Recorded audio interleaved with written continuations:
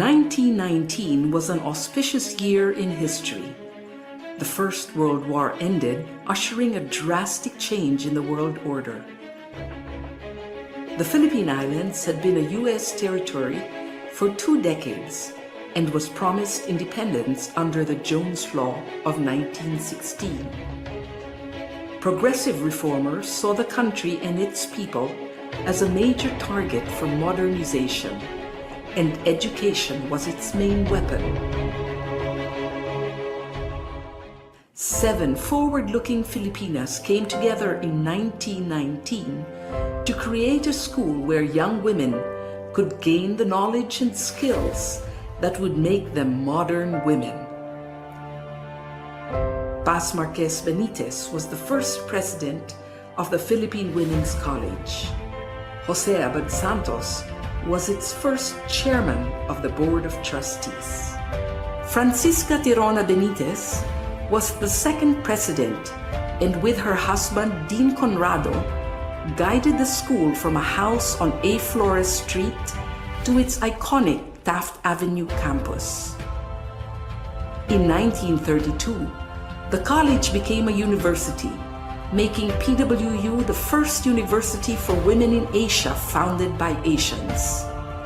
It provided a space where innovations in education flourished, and young people were encouraged to be the best that they could be.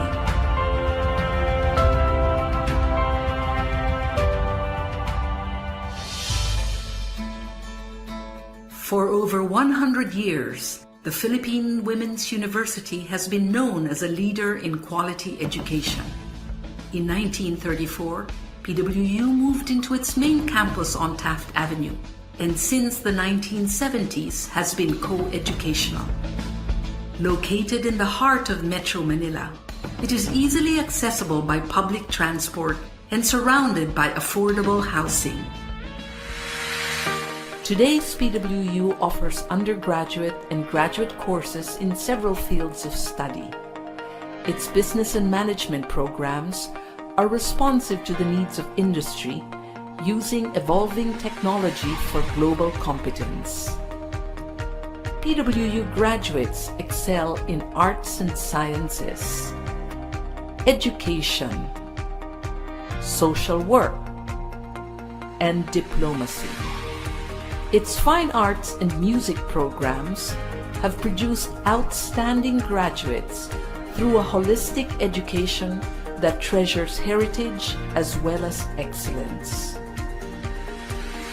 PWU has pioneered in fields such as food science, nutrition and dietetics, medical technology, pharmacy, and nursing.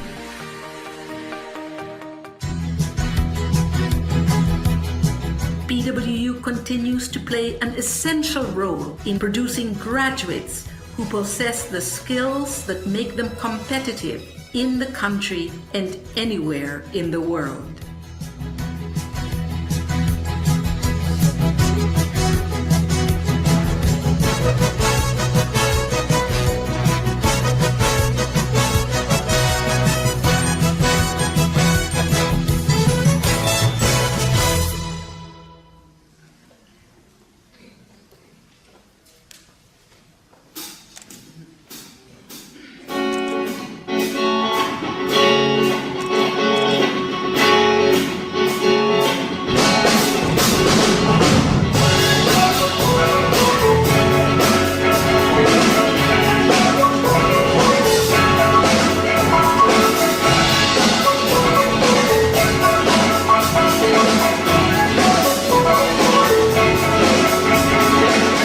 We are a united community. We may not be blood related, but we patriots are one big family. Being part of the PWU community strengthens us. Through the years, we support each other through good times and bad times. We patriots always have each other's back. It's a big honor to be part of a community that is open to the ideas of each other. Drives us to excel and be the best version of ourselves. That's the standard of excellence that we Patriots strive for. I'm thankful that this community lets us be who we want to be. We thrive because we accept each other for who we are. And like a family, we treat each other equally. Actually, PWU gave us a home and helped us to be a patriot in society. We may have different individual drums and instruments, but we march to the same beat together as one united community. Do you want to march with our community of patriots?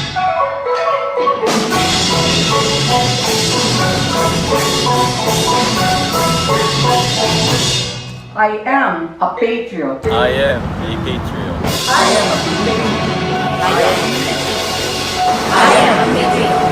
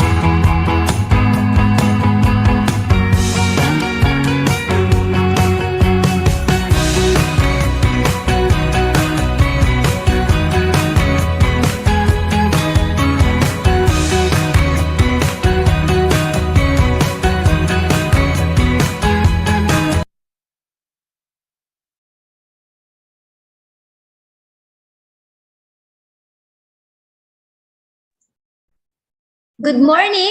Welcome to the second day of our webinar, Food Quality and Safety, Way Forward to Economic Recovery.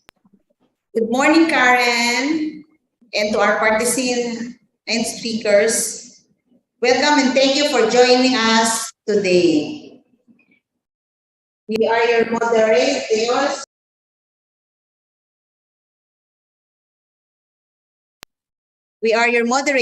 Geraldine Cordinete, currently a student of Masters of Food Safety Management.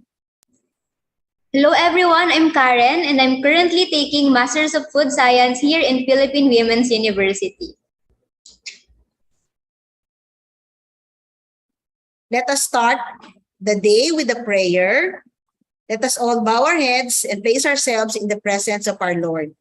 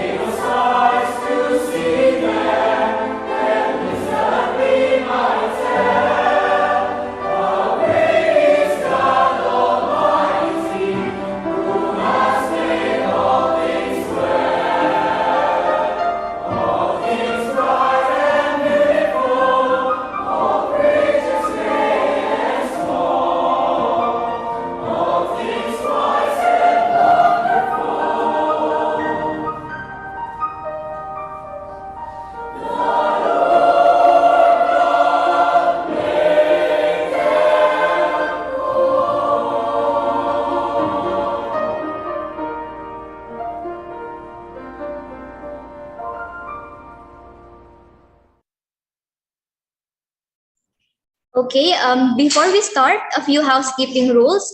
So first, for proper identification, kindly follow the proper name format. So please put in your affiliation and full name as seen in your screen. Also, make sure your audio is muted to avoid unnecessary noise.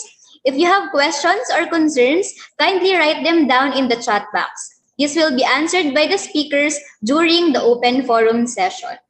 The webinar materials will be provided to registered participants after the webinar, so make sure that you register. Fill out the evaluation link later for the issuance of certificate of participation. Thank you, Karen. We currently have more than 200 viewers in combined YouTube and Facebook page, and there are more joining us even as we speak. Wow, that's a lot. Thank you for joining us, everyone. Today, we are fortunate this morning to hear from our speakers on the challenges and opportunities of the agri-sector. So our first presenter, Miss Angelica, she is currently taking Masters in Food Science here in PWU. She graduated Bachelor of Science at Bulacan State University and has 3 years of experience as a research and development supervisor at Keiko Food Corporation. Our second speaker is Ms. Carmen Policarpio. She is a graduate of BS Chemical Engineering from the Adamson University and also currently a student of Master in Food Safety Management at the Philippine Women's University. A licensed chemical engineer, she brings with her 12 years of experience in the food industry and is currently the Vice President and General Manager of Vitarich Corporation. Ms. Angelica and Ms. Karen, take it away, please. Mayap ayaba kay kayungan. Thank you, Ma'am Geraldine and Ma'am Karen for that warm and welcoming introduction. But before we start, I would like to ask everybody in the four corners of this virtual room, have you ever wondered why farmers farm and why fishermen catch fishes? So is it because they have a seed to sow or a net to spread? The real answer is they were the ones who farm and catch fishes to ensure that everyone has meal in their own table. So they were the main cast or the main character for food security and food sustainability. So ang agenda natin ay ang agenda nila. That is why today we will talk about their agenda. Our topic for this morning is current challenges and opportunities in agri-food sector. So for our objectives, we will be discussing current issues and challenges arising in agri-food sector, and we will be highlighting opportunities from these challenges, and we're gonna understand our role as a consumer. For our first topic, we'll be discussing how was Philippine agri-food sector during COVID-19 pandemic. So let us all watch this short video.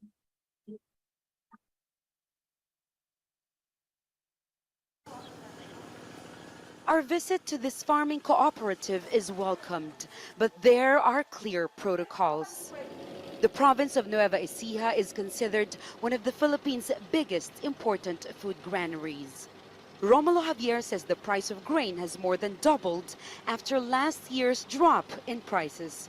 That's being welcomed. But he says the market is volatile and farmers are worried about the future. We are scared for what might happen next because of this lockdown. Until now, we're still waiting for the promised machine from the government that we were supposed to get from tariff they earned when they increased it last year. The Philippine government has imposed strict measures to clamp down on the spread of the COVID-19 pandemic, putting the entire region of Luzon under what it calls an enhanced community quarantine. It is home to more than 60 million Filipinos, and the closure of businesses has led to a sudden loss of work that is devastating families here. Rolando Valiente owns a 2-hectare pepper and tomato farm and is one of those affected. Buyers don't really come to Nueva Ecija, as we have to be the one to go to them. When we do, they even dictate the price. At least 2 warehouses, they say, have closed down here. Now, farmers have to queue for space at trading posts like this one. Before the lockdown, this was just an empty parking lot. Now, this has become a temporary drop-off point for farmers who are desperate to sell their vegetables. Those who are able to sell say they are grateful to get anything, and others say they end up taking their produce back to their farms, or it's left to rot. Some farm owners say they don't want to harvest anymore. Filipino farmers are among the poorest people in the Philippines. Most are in debt, and they say they're no longer able to pay their creditors.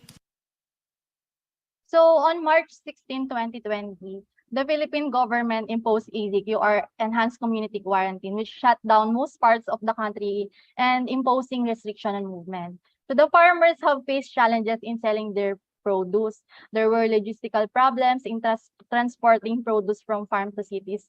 And if you have truck naman, it was hard to find the driver because of this corona stigma, wherein drivers and yung mga pahinente were afraid to go out. So furthermore, with restaurants and all markets closed, Filipino farmers were left with few people to sell their harvest to, leaving their fresh produce going to waste. COVID-19 indeed led in multiple shocks throughout the food system. So this is a letter of a farmer to the consumer. Next slide.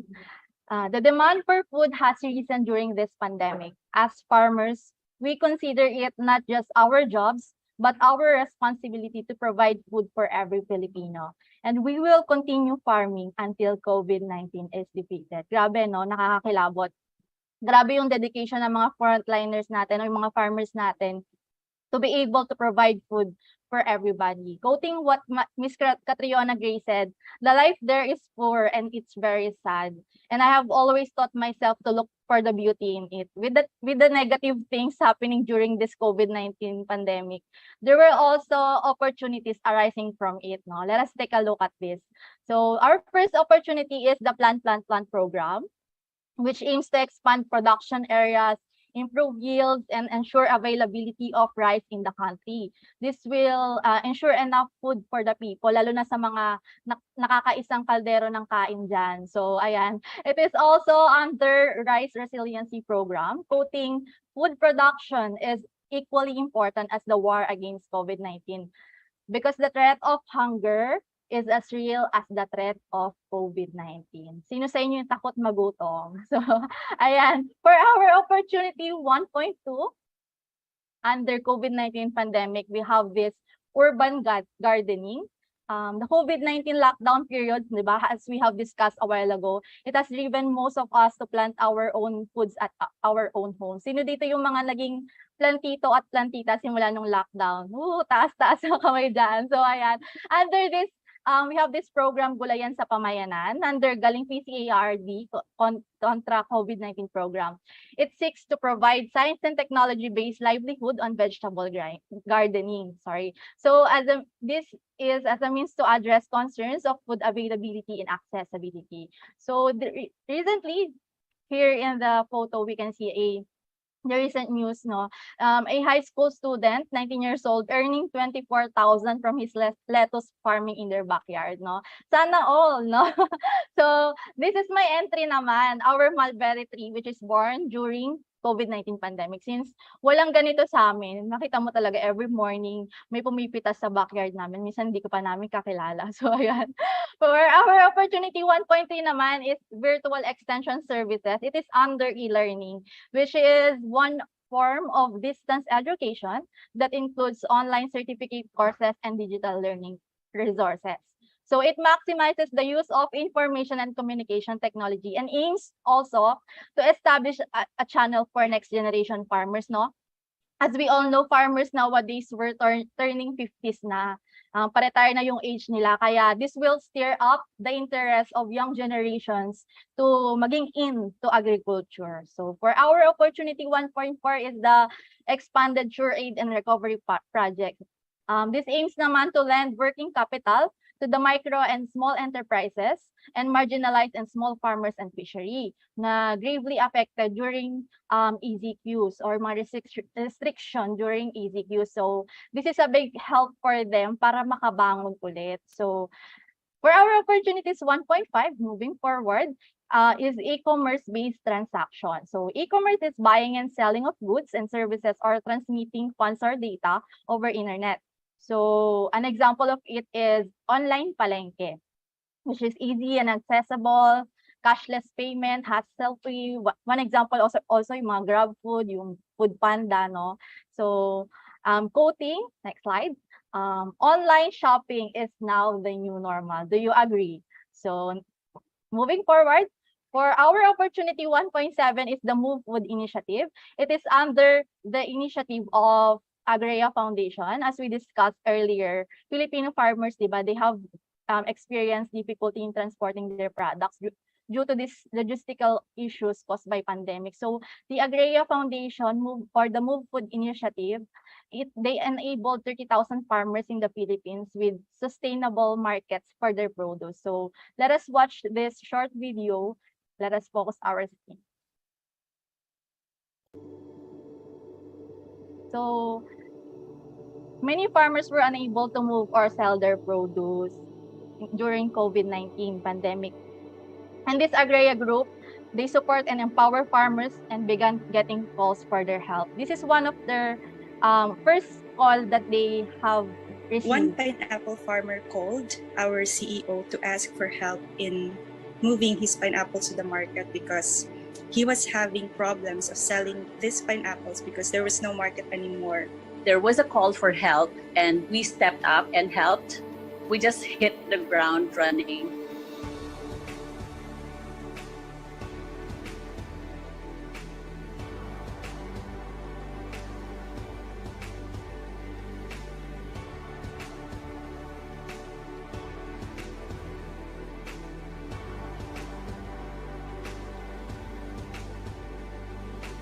We had to start from the bottom, which is farmers' capacity building, so that we could bring about a more impactful change and help prevent overproduction, hence also prevent food wastage, which has become a big problem during this pandemic.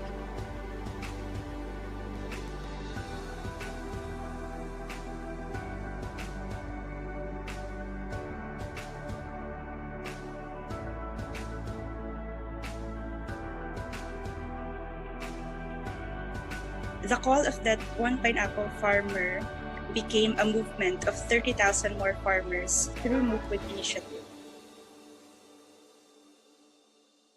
What's great and fulfilling about the Move Food Initiative are the stories and the lives we've been helping to change. One of those is Sonny, that one pineapple farmer who sparked this movement. He was able to pay his loan in the bank and was able to pay his son's tuition. As more people started to learn about Move Food, colleagues from the UN and other NGOs that I worked with, they started linking me to new communities, farmers who also needed help finding a market for and moving their produce. So I remember there was this indigenous peoples group in the northern part of the country who needed a market for their forest honey. And it was one of the women tribal leaders who reached out to us because she said her community was suffering so much and didn't have the means to feed their families. For me, Move Food Initiative was a game-changing eye-opener. We have always been aware of the problems in the agricultural sector, but I was not that aware of how big the problem is and what I can do to be part of the solution. There's so much more impact that we could give to the agricultural sector. Now we are able to see how we can help as a whole to improve the whole supply and value chain. Being a volunteer for the Move Food Initiative in the Philippines during the pandemic has meant a great deal to me because it allowed me to contribute to something that is very close to my heart, and that is building and connecting communities through sustainable food production and consumption. As a young person working in the agriculture sector through Agria, I am really feeling fulfilled of being able to help and support farmers here in the Philippines. Through the Move Food initiative, we were able to change their lives. The pandemic, in a way, has reminded us to go back to the important basics, and what could be more important or basic than food, health, and nutrition. The theme or hashtag for this year's International Women's Day is Choose to Challenge. Despite the challenges, our food heroes, the women and men farmers, are continuing to feed the world. So how can we as consumers support the farmers in our areas? How can we as a consumers help our farmers in our areas? Let this be sealed in our hearts and our driving motivation to help our local farmers in our own little ways, especially now that we are living in the new normal. No? Moving forward, as mentioned a while ago, during the pandemic, there were food loss and during the post-harvest. And now, let us take a look one of the challenges that the agri-food sector, not just in the Philippines, but globally is experiencing, which is food loss and food waste. So did you know that according to FAO, it is estimated that around 30% or 1/3 of all the food produce on the planet is thrown out. It is around 1.3 billion of tons, and which it can feed more than 2 times the number of hungry people. No, grabe.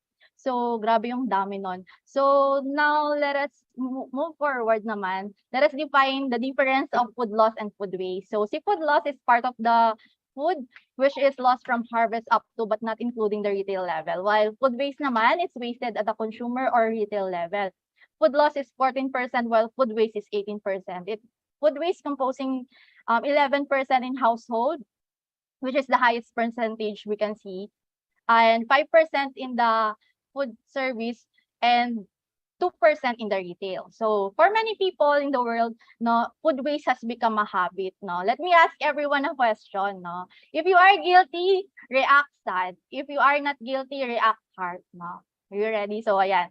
Guilty or not guilty, leftover food at home or eat all you can or in fast food. Sino sa inyo mahilig may tira, you know, yung mga tao tingin. So, ayan, guilty or not guilty, overripe fruits and was just thrown away, no? Guilty or not guilty, expired food on the shelf life or on the refrigerator. Guilty or not guilty, rice left in the rice cooker with molds, no? Grabe, di ba? So, the impact of food loss and food waste. Did you know that the impact of food loss and food waste increases greenhouse gas emissions? No, itong gas emission na to is the major contributor to climate change that we are experiencing nowadays. So it also increases the cost of food and a threat to food security and sustainability. And recently, there were a lot of news regarding oversupply of agricultural crops which might result in food loss. No? Nakakalungkot. So let us watch this video. Sobra-sobra ang supply kaya bagsak presyo ang ilang gulay na dinadala ng mga magsasaka sa La Trinidad Trading Post sa Benguet. Saksi si Jasmine Gabriel Galban ng GMA Regional TV, Balitang Amyanan. Diretso sa La Trinidad Trading Post ang isang truck ng patatas na naani ng magsasakang si Jomar na mula sa Bugyas, Benguet. Pero ang inaasahan sana niyang 45 hanggang 50 pesos na presyo kada kilo, bumagsak sa 30 hanggang 35 pesos. Kung tutuusin nga raw, ang kikitain niya rito, tila hindi pa sasapat sa ginastos nila sa pagtatanim ng patatas. Pababain para mabinta na lang. Dahil kung pabubulong yun, hindi babalik yung puhunan. Price decrease in return, farmers were not profiting. Do you agree that farmers must not be blamed during this oversupply?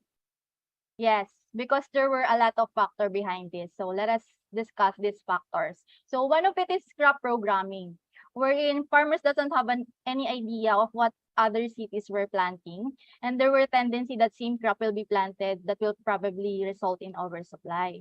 So another one is the inability of farmers to provide proper post-harvest handling, which includes the storage facilities, infrastructure, and cooling chains. Another possible reason is the lack of connection in urban market, where one of the farmers mentioned in Batanes during the news that when they produce crops, they were only distributing it to their near market. This is also one of the barriers of the farmers, no?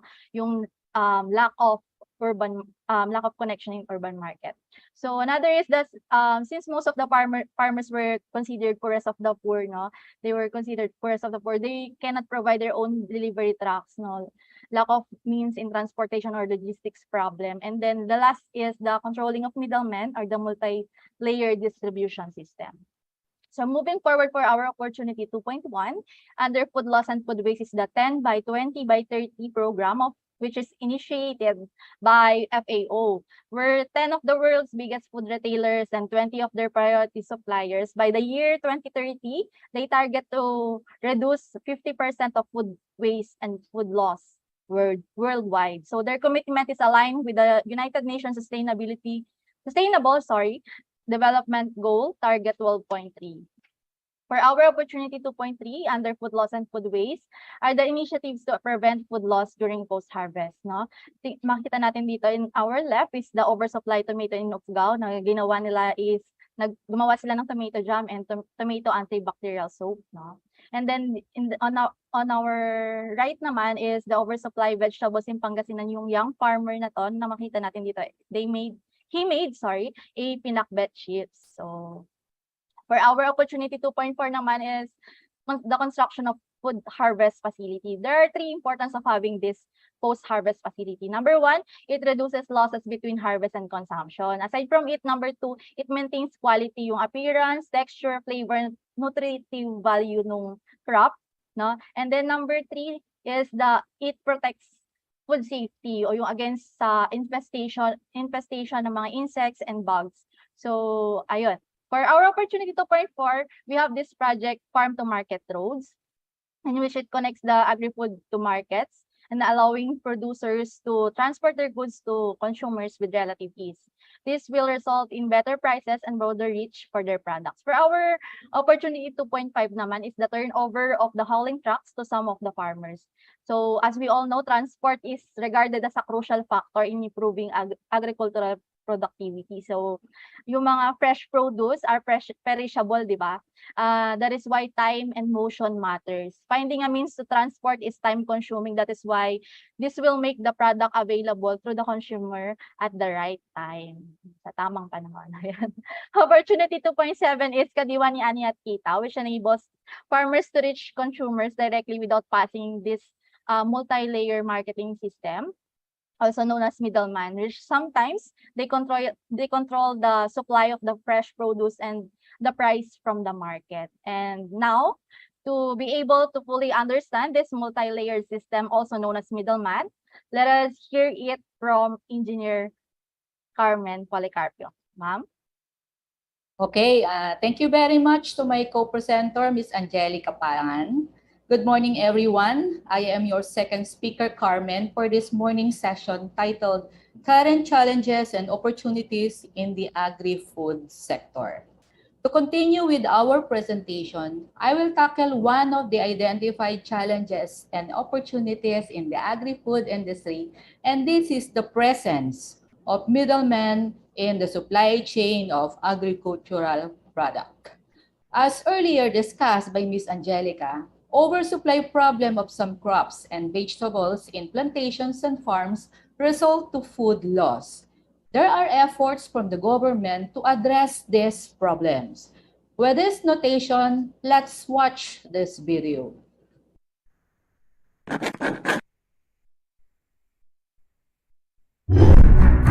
Farmers are forced to be dependent on middlemen. Why does this relationship persist despite the exploitative behavior of the middlemen? The small farmers are mainly poor and need credit to sustain their livelihood. Distance and the lack of an alternative cause them to be dependent on the middlemen to help market their produce. Besides, the farmers have a very little access to market information compared with the dealers, who have a wide business network. In other words, the farmers are plagued with the poverty syndrome, comprising factors such as low income and low productivity, leaving them with low bargaining power. Middlemen cannot be eliminated, but the supply chain can be shortened through forward integrated cooperatives among the small farmers for higher income and sustainability.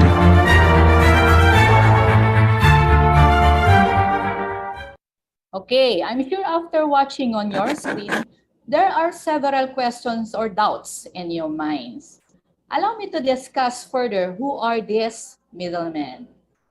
A middleman is an intermediary in a distribution or transaction chain who facilitates interaction between the involved parties. He also specializes in performing crucial activities involved in the purchase and sale of goods and their flow from producers to the ultimate buyers. They typically don't produce anything but possess extensive knowledge of the market, thereby challenging commission or fee for their services. Okay. Then, next slide please.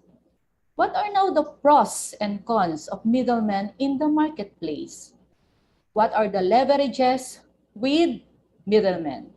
So number one, they provide valuable information and feedback to producers about consumer behavior, changing tastes, upcoming rival businesses. So ito yung number one na positive or advantage ng middleman. Nagbibigay siya ng tamang impormasyon o feedback sa mga farmers kung ano ang gusto at trend ngayon ng mga consumers o yung mga buyers. Andito sa Metro Manila, ang gusto nilang prutas, gusto nilang gulay. So, nagkakaroon ng idea ang mga farmers natin. Kasi nagbabago ang taste. Tulad ngayon, may mga millennials, and then may mga Gen Z, iba na rin ang mga taste nila.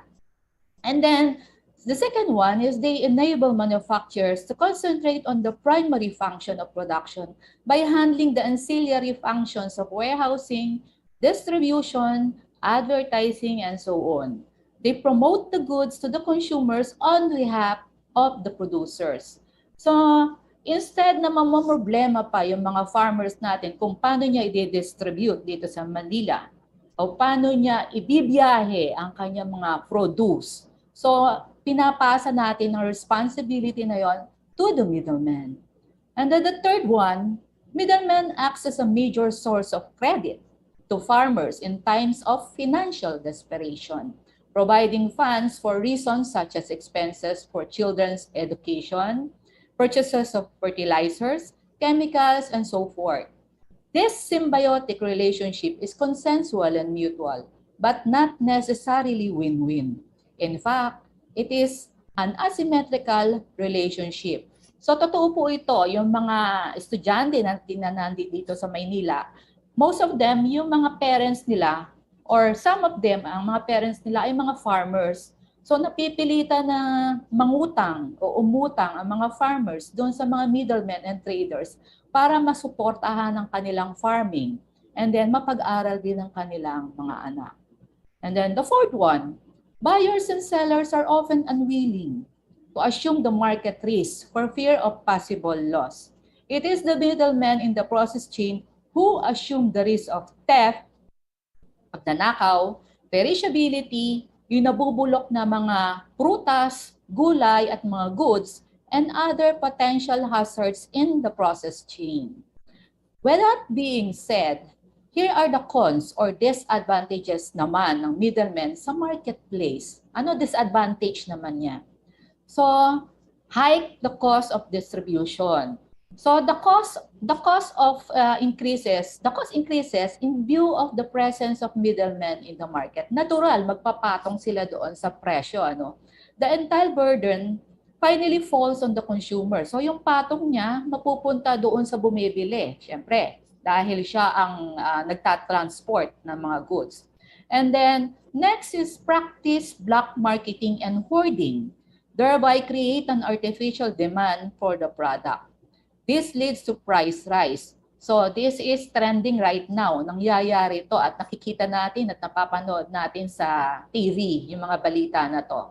Here again, it is only the consumer who suffers. And then the third one, selling at higher than maximum retail price. So nakokontrol nila yung presyo, may maximum o SRP, maximum retail price, pero napapatungan niya kasi kulang ang supply. Okay, the fourth one is prominence to a particular make. They recommend only the products of such manufacturers to their consumers. In other words, prominence is given to the products of only certain manufacturers, meaning meron siyang pinapaboran na supplier. So, hindi nabibigyan ng pagkakataon ang ibang mga farmers dahil yun lang ang sinusupply niya. Okay? And then the fifth one, no faithfulness. Okay. They doesn't convey the suggestions and complaints of the consumers to the producers and also does not pass on any useful information conveyed by the producers to the consumers. Wala siyang faithfulness doon sa supplier niya at saka doon sa recipient ng mga goods. Okay, next. What are now the opportunities for this segment? No? The first one, middlemen cannot be eliminated. Hindi natin po pwedeng tanggalin ang middlemen sa chain of supply. Bakit? But the supply chain can be shortened through forward integrated cooperatives among the small farmers for higher income and sustainability. I will discuss this later. No? And then next, farmers have free time to concentrate on agribusiness for better yield and efficiency. And then the third one, they plays an important role by linking farmers to traders and final markets. So to elaborate, number one, farmer cooperatives are the best solution for the small farmers. Under the umbrella of cooperatives, small farmers can gather strength through a bigger voice to bargain with big-time dealers or millers. Okay. Cooperatives provide more benefits such as entrepreneurship, training, and community spirit. Okay. So, yung mga naninirahan dyan sa Southern Tagalog o Southern Luzon and then Northern Luzon, alam po ninyo na meron mga farmer cooperatives na naitayo na po dyan at nakikinabang na po sila sa ganitong sistema. Okay, next. Let's hear the programs of the Philippine government through this video.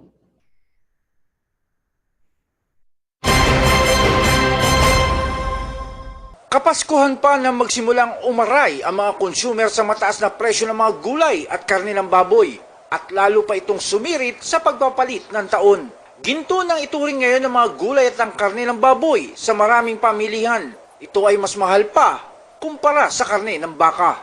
Batid ng Department of Agriculture ang dinaranas ngayon ng mga consumer at natukoy nila ang isa sa maaring problema. We procured, bumili ho kasi kami ng trucks, no, ang Department of Agriculture. Bawat region, meron na po kaming trucks. Specifically, ang Region 3 and Region 4, yung mga truck na po yan is meant to bring yung produce po ng magsasaka natin from their region, dadalhin dito sa Metro Manila. Itong government intervention na po kasi na ito ay nagbabawas ng layers of traders. So para kung ano yung presyo sa farm gate, pag dinala namin dito sa Metro Manila at farm gate din po, para hindi naman masyadong mahirapan ang consumers. Tinuturuan din anya nila ang mga magsasaka kung paano magpataw ng tubo sa kanilang mga produkto. Ngunit dahil sa pandemya, kailangan timbangin din ang sitwasyon ng mamamayan. Bukod sa mga truck ng kagawaran na pagkakargahan ng mga produktong agrikultural, pagugulungin na muli ang mga kadiwa on wheels para sa mga pangunahing bilihin na talagang presyong kaibigan. Meron na po tayong kadiwa on wheels na iikot na naman po sa iba't ibang barangay. Dala po namin ang mga gulay ng ating magsasaka. Aside from that, ever since we started nung ECQ last year, sir, tuloy-tuloy naman po, meron tayong areas na may kadiwa. Siguro kadiwa again is yung farmer cooperatives natin, sila mismo ang nagbebenta ng kanilang produkto.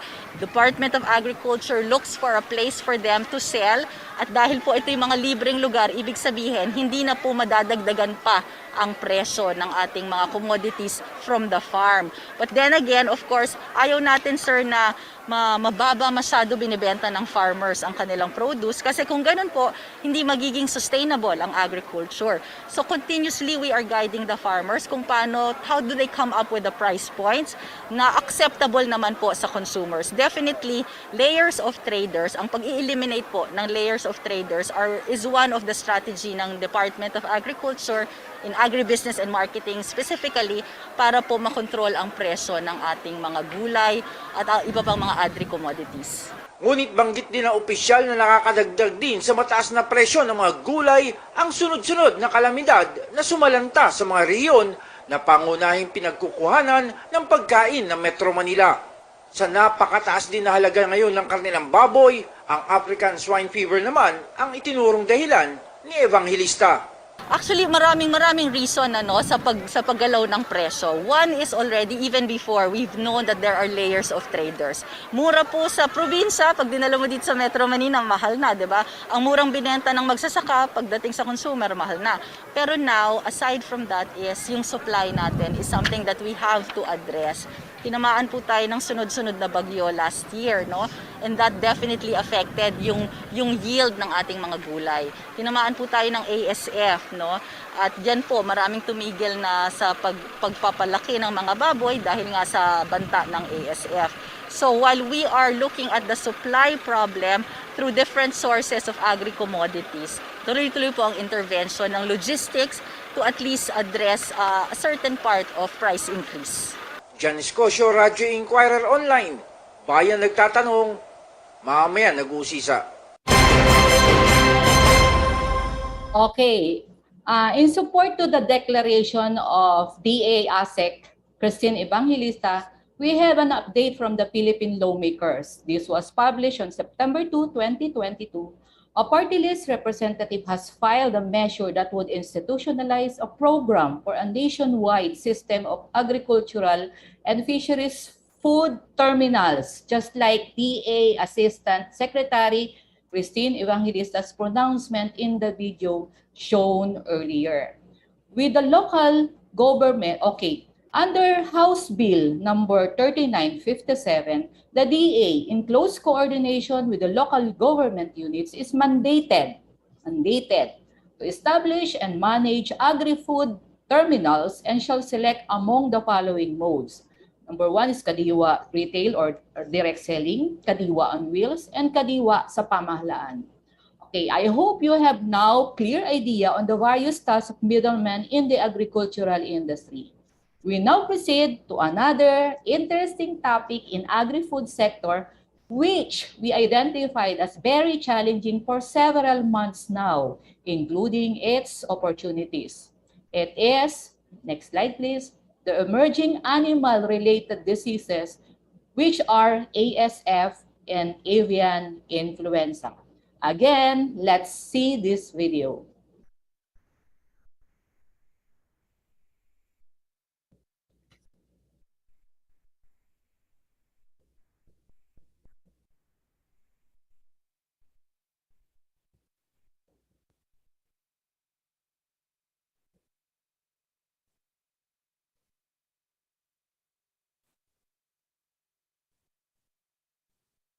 Okay.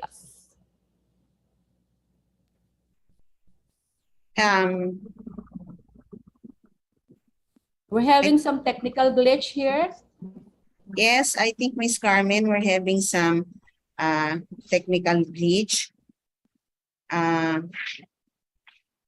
Karen, in the meantime, what do you think about our speaker's presentation? There are a lot of factors contributing to food shortage and loss. Ayun po yung nakita ko sa talk ni Miss Angel kanina. Which are all preventable. Tama po, no, Miss Gigi? If farmers and producers were more knowledgeable and aware. But of course, as mentioned nga po ni Miss Angelica, this is not to put blame on them, but to put more of a pressure perhaps on the officials to properly disseminate the information, because so far in the presentation po ngayon, there are programs and ways to help them. And I think mas marami po tayong matututunan if pinanood po natin yung video na i-play. I think the video is okay right now.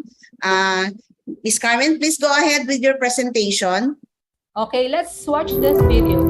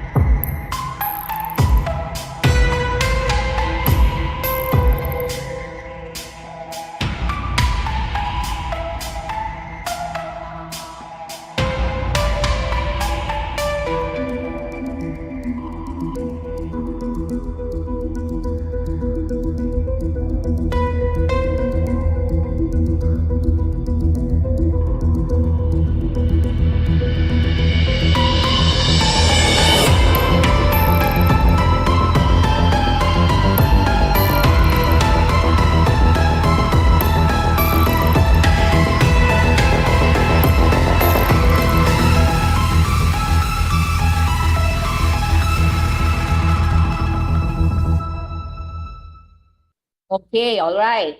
I will further discuss the ASF as one of the top 2 animal-related diseases that almost crippled our animal farming industry. What is African swine fever or ASF? Madalas na natin itong naririnig sa TV, sa news, sa balita, sa radyo. So, ang ASF is a devastating, highly contagious, hemorrhagic, viral disease of domestic and wild pigs of all ages. Next slide, please. The disease is characterized by high fever, loss of appetite, hemorrhages in the skin and internal organs of the pig, and death which follows between 2 to 10 days on the average. So itong ASF na to ay sumabay sa COVID last 2020 to 2021. And then mortality for hogs or pigs can be as high as 100%. There is currently no vaccine against ASF and no treatment available. Where is the disease found? ASF is generally prevalent and endemic in the countries of sub-Saharan Africa. Actually, the disease remains endemic in Italy until now, which is the location is Sardinia. How is ASF transmitted and spread? Paano ba ito kumakalat at nalilipat sa mga baboy? It can be transmitted by direct contact. Second, ingestion of garbage or swill feeds containing unprocessed, infected pig meat or pig meat products. Ano po ba yung swill feeds? Yan po yung kaning baboy na tira o food waste ng mga tao. And then ticks and biting flies. Ano po yung ticks? Yun yung mga kuto o yung mga nangangagat na insekto. And then contaminated premises, vehicles, equipment, and clothing. By the way, humans don't get sick from ASF. Hindi po tayo tinatamaan ng ASF. The disease cannot be transmitted to humans through contact with pigs or by eating pork products. But you could be a carrier of ASF virus because this disease is very resistant. You can carry it on clothing, shoes, equipment, and vehicles if you have visited an infected area or if you bring pork products with you. Next slide, please. Looking at the global situation pertaining to the spread of ASF, you will see that this disease has been present in several countries since 2007. The Philippines was affected only by August 2019. Kindly see the map on your screen, far lower right, where the Philippines is situated. Okay. Next slide. What is the swine population at risk now in the Philippines? Okay, during pre-pandemic period or Q1, first quarter of 2020, we have around 12,795,721 hogs inventory. But come year 2022, during the pandemic and rise of ASF cases, hogs decreased by 9,715,395 or equivalent to 25% reduction. So, ang laki ng ibinaba ng ating pagbababoy. Kawawa yung ating mga, siguro na kita nyo naman sa TV noon na talagang pinapatay o kinakal yung mga baboy na affected with ASF. That was about 1 or 2 years ago. Viewing at the next slide, please. Viewing at the latest ASF situation in the Philippines as of September 8, 2022, you will see that the lower and upper part of our map are affected by this ASF. What are those areas of concern? These are the areas of Region 3, which is Northern Luzon, and Region 12 of Mindanao. Next slide, please.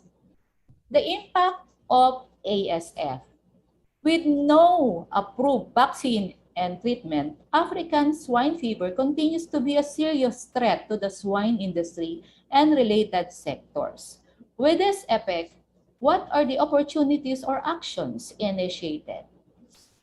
Okay, so makikita nyo po dyan the creation of National African Swine Fever Prevention and Control Program One of the actions taken by the government on reported ASF cases is the formation of Bantay ASF sa barangay or Babay ASF program. Next slide, please. So, these are the components of Babay ASF. Number 1, merong LGU engagement. Meron pong program na inadapt ang ating Department of Agriculture under BAI o Bureau of Animal Industry. LGU engagement muna para makipag-usap ang ating LGU sa mga hog farmers. And then there is surveillance. Nag-appoint po sila ng mga tao na magbabantay sa ASF sa kanya-kanyang areas or LGUs. And then there are biosecurities. So kung mapapansin ninyo, merong mga equipment na ginagamit at chine-check po yan. Hindi kayo basta-basta makakapasok sa isang hog farm kung hindi kayo magsusuot ng mga PPEs. And then there are capability and awareness. Merong mga orientations na ginagawa ang ating gobyerno, ang ating mga LGUs, local government. And then recovery and repopulation, meaning repopulation, magpaparami ulit tayo ng baboy. Next slide, please. So ito po ngayon ang logo ng NMIS. Safe Meat for a Healthier Philippines. We now proceed to the second emerging animal-related diseases in the Philippine animal farming industry. Let's check out this video.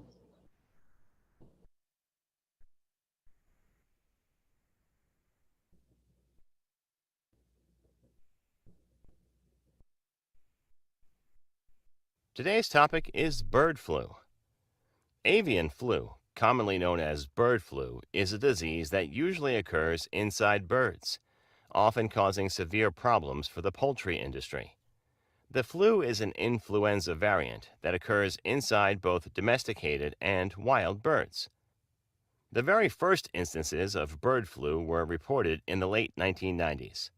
Since then, several variants have shown up in different parts of the world. The causes. The key factor to understand about bird flu is the fact that it predominantly occurs inside birds and is highly contagious for them. Although it typically originates in wild animals, it can make its way to domesticated birds. Its presence in human beings was discovered in 1997 when the H5N1 strain was first reported in a person. The virus makes its way inside the saliva and excretions of birds. That makes it incredibly hard to control, since domesticated birds often live in proximity, making the already highly contagious bird flu easy to spread. But how does the bird flu get to humans? The people most at risk can help answer that.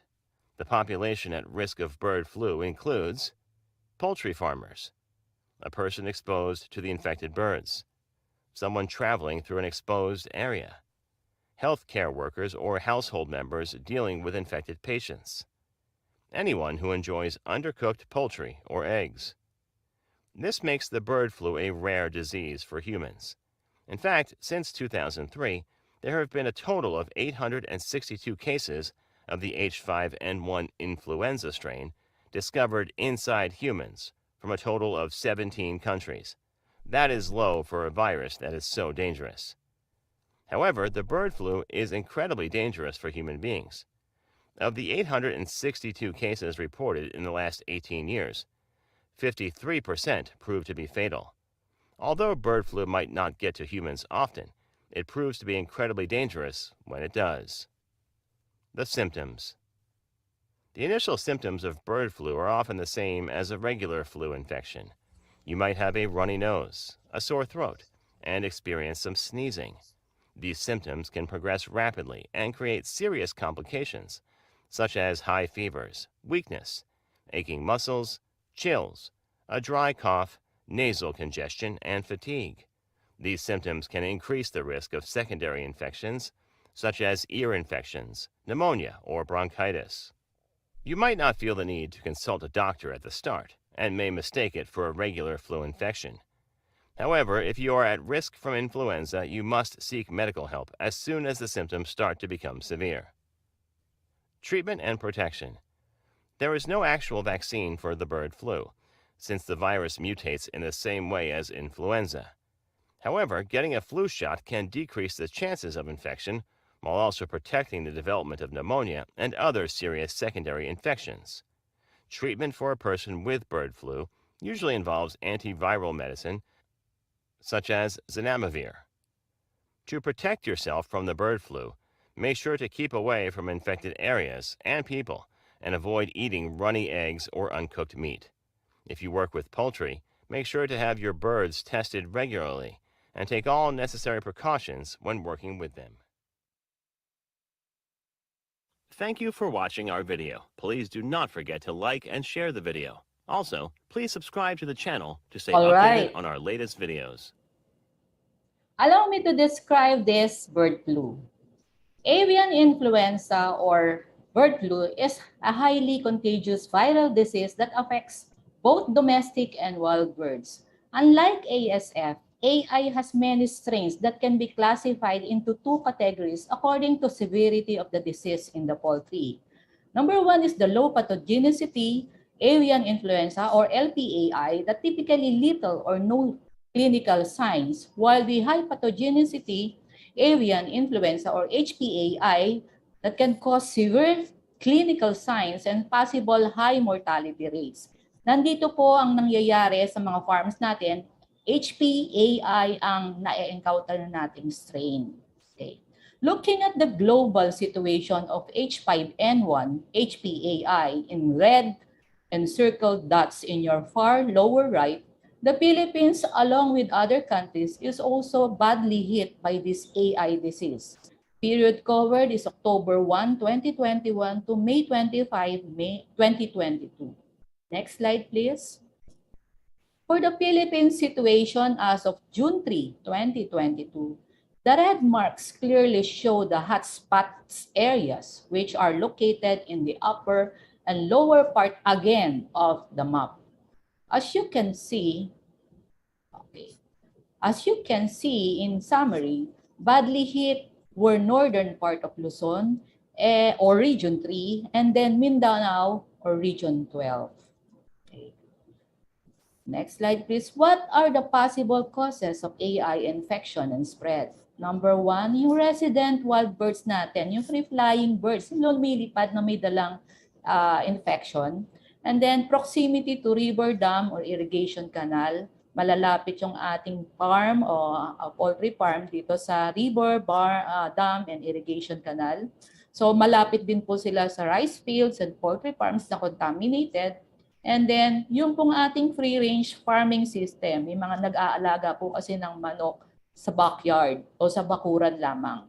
And then, multiple avian species rearing and then contaminated environment. Ano po yung contaminated environment? Nag-aalaga ng manok pero marumi yung area, hindi nalilinis, puro pupo. And then, next, what are the opportunities or actions taken for the reported active cases and its corrective action? Same as ASF, meron pong depopulation. Kung sinabing depopulation, this is the mass killing of animals to eradicate disease and suffering during large-scale emergencies. Ito po yung tinatawag na immediate culling. Pinapatay po yung mga infected na manok and disposal. And then the second one, the action is the surveillance in quarantine zone and close coordination with LGUs. Binabantayan po kung ano yung mga possible na may infected na AI sa area. Disease investigation, trace back, trace forward. So paano ginagawa ang disease investigation? They carry out regular laboratory tests of the animals. So paano kumukuha ng sample? They are taking blood samples for diagnostic tests. To end this session, I will leave you a statement from the World Bank dated September 9, 2020. Transforming Philippine agriculture into a dynamic high-growth sector is essential for the country to speed up recovery, poverty reduction, and inclusive growth. Vibrant agriculture is key to faster recovery. This is Carmen again, and thank you for listening. Thank you, Miss Carmen and Miss Angelica. Yes, well, it is true that there are many challenges in our agri-sector, like the COVID pandemic, alternating undersupply and oversupply, the presence of some unscrupulous middlemen, not all naman po, and diseases that affect the health of our cows, pigs, and poultry. There are also opportunities that should be seized. Hindi ba, Miss Karen? Completely agree, Ma'am Gigi. There are some opportunities like the training initiated by the DA to help educate the farmers regarding the proper agricultural practices, as well as some other government programs such as financial assistance and of course, what we can do to help as a consumer. Actually, Miss Gigi, may nag-share one of our viewers in YouTube, Miss Catherine Solas. Sabi niya, thanks for sharing this very informative topic, Miss Ma'am Carmen. This is timely as meron ng first case of ASF in one municipality in the province of Iloilo this month lang po. So very timely talaga, Ma'am Gigi, ang ating topic for today's session. That is right, Karen. So thank you to our listeners for joining us and we hope you be able to retain something and apply it at your workplace. At this point, Karen, meron ba tayong game? Yes, to check lang if gising pa ang ating mga participants. So we will have a very quick game. Here, if everyone can see my screen, you can click the link, share on the comment box, and or scan this QR in your screen. So we will be giving 100 pesos GCash to the winner. So make sure na mag-enter na. Magjo-join din ako dyan, Karen.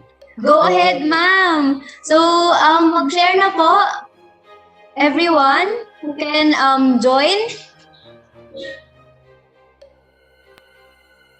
Okay, I'm joining. I'm joining.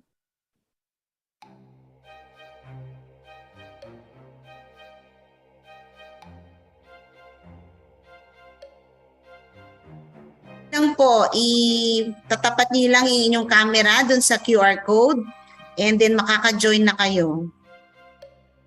So far, we have 4 participants in the lobby. So, kung meron pa pong mag-join, this is your time. So, enter na po. We have 7. So, we have a few more slots before we start the game. Okay, nag-enter pa po ang ating mga participants. I think there are 10 players already. I think we can start. Also, there's 12. So, we will start the game now. Okay.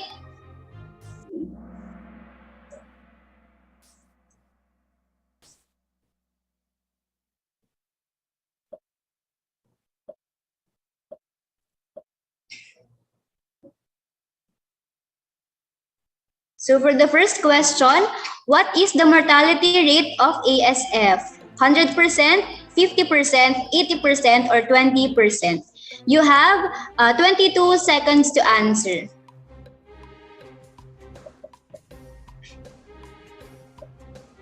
Okay, I'm joining. Sana manalo ako, Karen. No? For the 100 pesos sa GCash, ma'am. Okay, 5 seconds more to answer.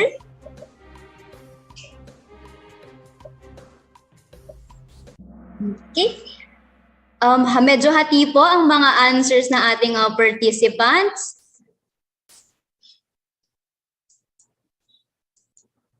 Okay. Do we have a winner? Yes, so far po, Anton have the highest score. So for the next question, true or false? Avian influenza is a highly contagious viral disease and does not affect domestic and wild birds. Keyword does not. 10 seconds more to answer.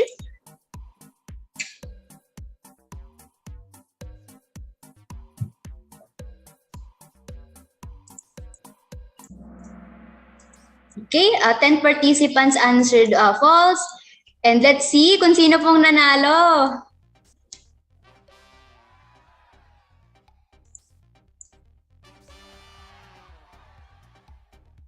Congratulations to Sir Anton! Congratulations! Comment po, sir, in Facebook or YouTube na you're the winner for this Kahoot session, and we will contact you for your prize. Thank you so much, sir, for joining.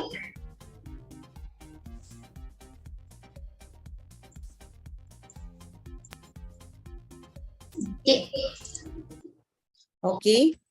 We will now be checking our comment boxes for our listeners' comments and sections. We have here one comment from our Facebook listeners. Miss Carmen or Miss Angelica may answer this question. She would like to know the speaker's view on how food technologies may be able to help our farmers who suffer from oversupply of produce. Miss Carmen or Miss Angelica? Okay. Food Tech, Miss Jel.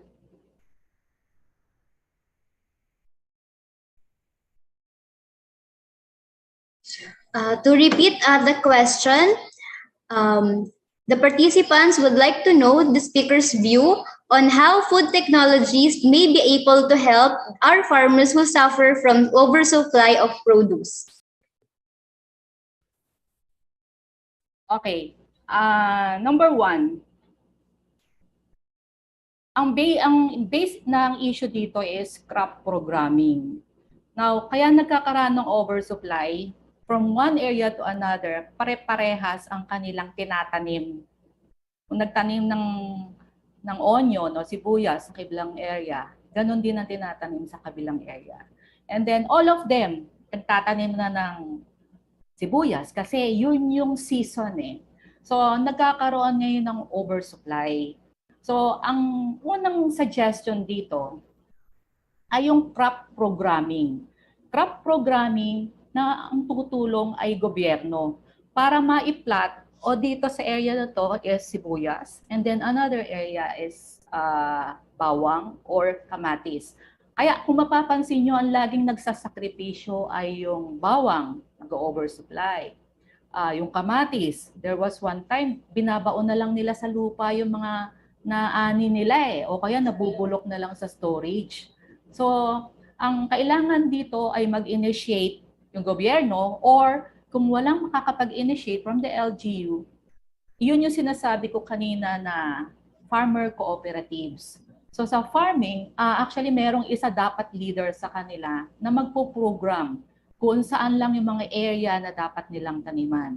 And then another thing, wala rin silang post-harvest handling. Walang specific facilities yung ating mga farm. Kaya kung ano lang ang madaling itanim at madaling ilabas, yun lang ang itinatanim nila. Kaya lahat sila ganon. Pag sinabi ng isang farm, ito tatanim ko, ganon na rin sila lahat. So, next is the lack of urban market. So, kaya nga dito pumapasok yung middlemen.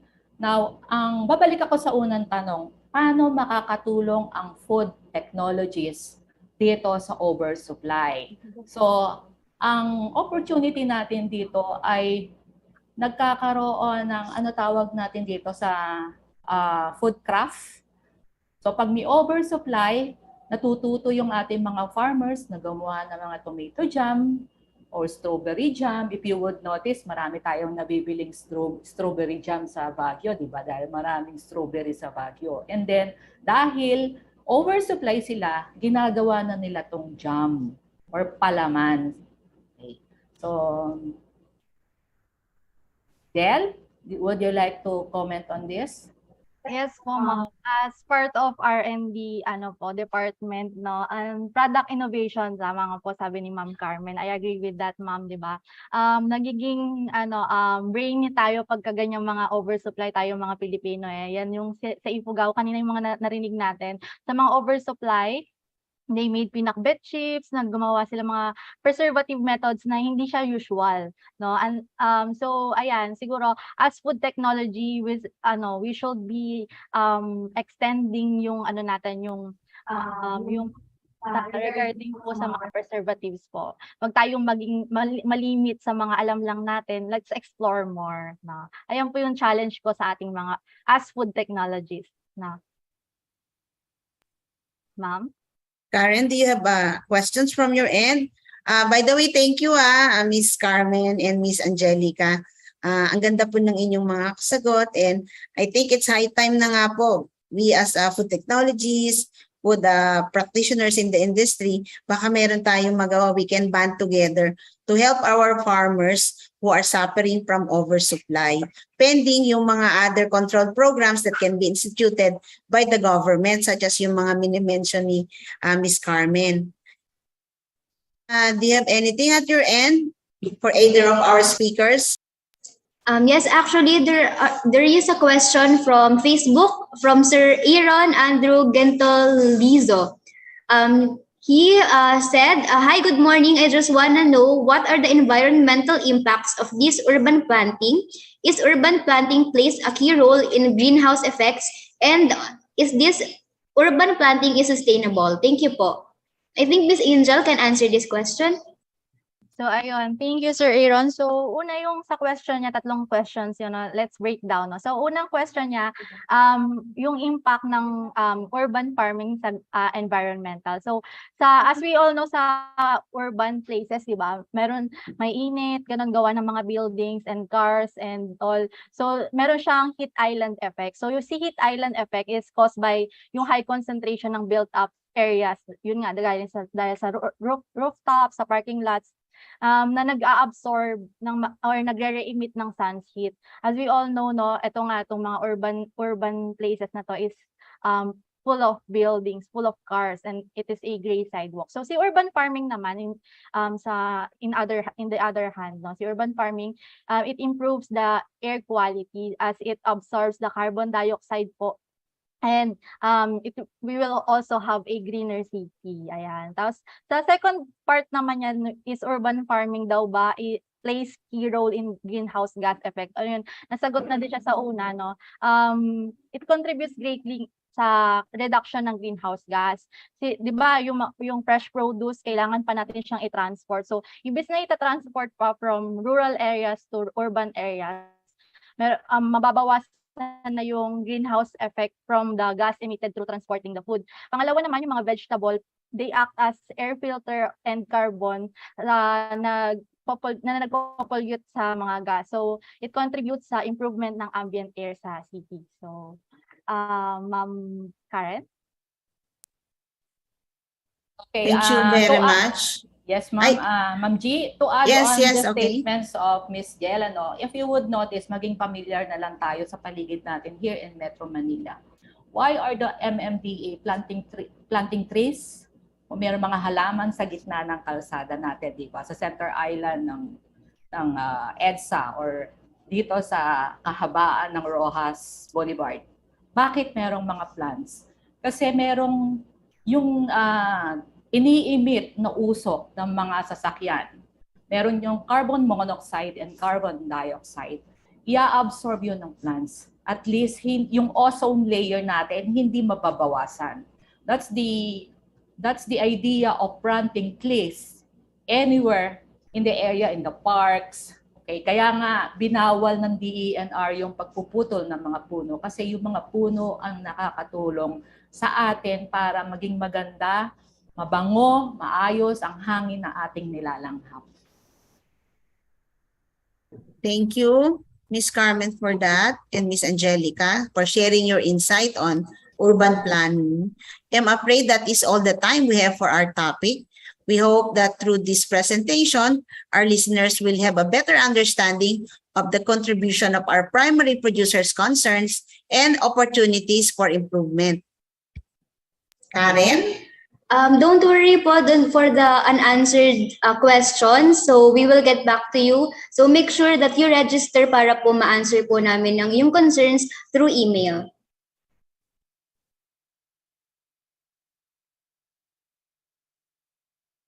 Before we start our second, I'm sorry, we'll be starting our second topic for the day. Ms. Karen, kumakain ka ba ng okra? Not really, Miss Gigi. That's why I'm kind of intrigued by the next topic.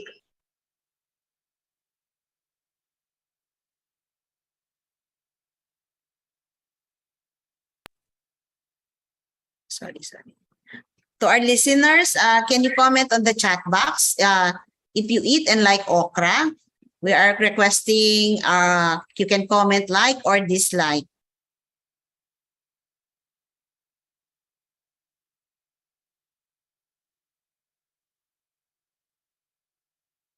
Looking at our chat boxes, majority of our listeners seems to not eat okra.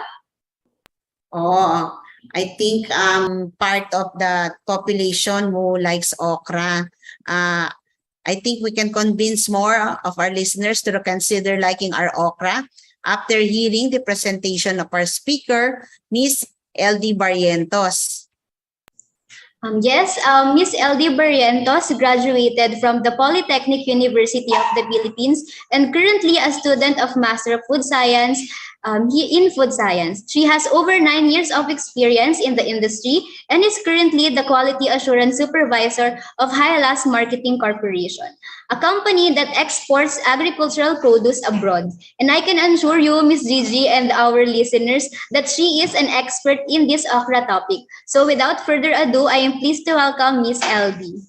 Hi, good morning everyone. Thank you Ma'am Karen and Ma'am Geraldine for that wonderful introduction. Hello and welcome everyone for today's session. We will going to talk all about okra and we are going to explore the world of okra. Okra, the underrated food, what and why. So our presentation is divided into 6 parts. The first one is the origin of okra, followed by the varieties of okra. Third are the health benefits of okra. The fourth one, the factors of what and why okra being an underrated food. Next is the productivity of okra. And of course, lastly, the rejection of okra. Where did it go and what are we going to do with it? So let's start. First part is the origin. Let us know, saan ba talaga nagsimula si okra? Okra with scientific name or botanical known as Hibiscus esculentus or mas kilala sa tawag na Abelmoschus esculentus mute. According to the history of okra, okra was discovered in an area that present called Ethiopia, the mountainous and plateau area or portion of Eritrea and the eastern higher part of Anglo-Sudan Egypt. And it is believed that okra was taken in Egypt by Muslims from the east who conquered Egypt in the 7th century and then taken from Ethiopia. So okra has a lot of names in different countries and area, like where it originates in Africa, they call it gumbo. In France, they call it gambo. And in Italy, they call it abel mosco. And in Spain, they call it okra with letter C. Here in our country, the Philippines. Aside from it is known as okra, meron din pala siyang native names like saluyot abunga sa mga Ilocano and kaluyot naman sa mga Ifugao. And of course, lastly, in US, okra is known as lady finger. So why they call it as lady finger? Because they said that the shape of okra looks like looks like the shape of the lady's finger. So okra is from Malvaceae or mallow family in order of malvaceae. The okra flower is 4 to 8 centimeter, yellow in color with 5 petals and had a red purple spot. While the okra leaves naman are hand shaped, which are 10 to 20 centimeter long with 5 to 7 lobes, and of course, the fruit or the pods of okra are fibrous with round white seeds. And okra plant itself has a height of 2 meters. Grow and suitable in warm and tropical climates that is very heat or very drought. But kahit na But kahit na ang soil ng okra rather ay kailangan tuyong-tuyo, yung okra plant itself pa rin ay kailangan ng sufficient supply ng water. The okra plant will produce flowers for about 2 months after planting, while the okra pods naman will be ready to pick 3 to 4 days after mag-produce ng flowers or lumabas ang flowers. Yung pag-harvest daw ng fruit or ng pods ng okra ay dapat 3 to 4 inches, or when we convert it into centimeter, it was around 80 to 100 centimeter, or it depends on your client's specification. After the origin of okra, now we will go to the varieties of okra. We all know that we can see okra around the world, but are we aware that there are a lot of varieties of okra? Now we have here the 10 varieties of okra.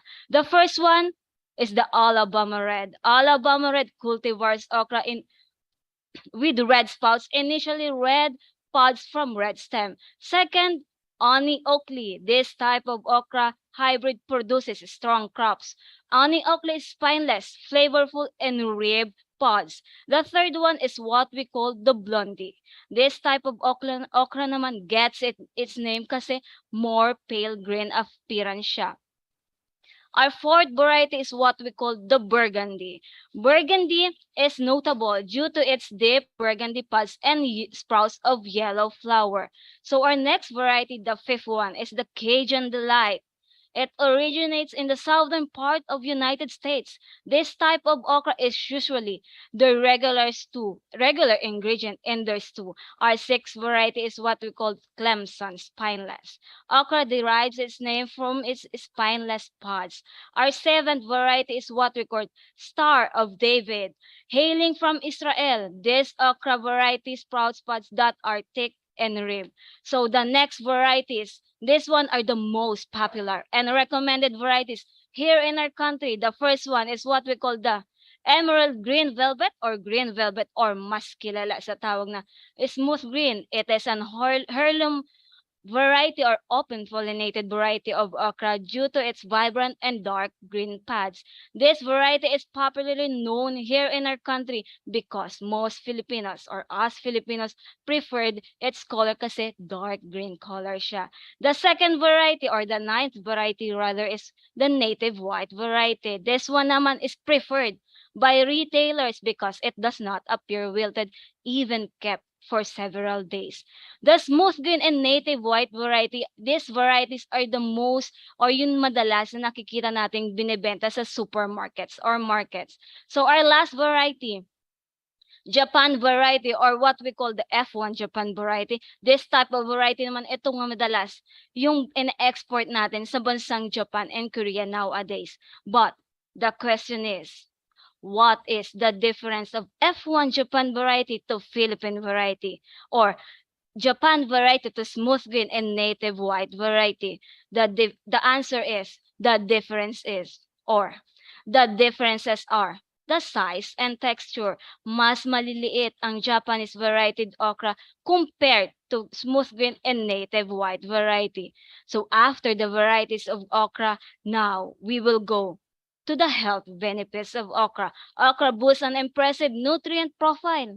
According sa isang research na in every 100 grams of raw okra contains calories 33 grams, carbohydrates 7 grams, protein 2 grams, fiber 3 grams, magnesium 14% of the daily value, folate 15% of the daily value, vitamin A 14% of the daily value, vitamin C 14% rather of the daily value, and of course vitamin C and vitamin K with 26% each of the daily value. So as you can see, the red one the one with the red color, vitamin C and vitamin K, they have the highest percentage of nutrients in okra.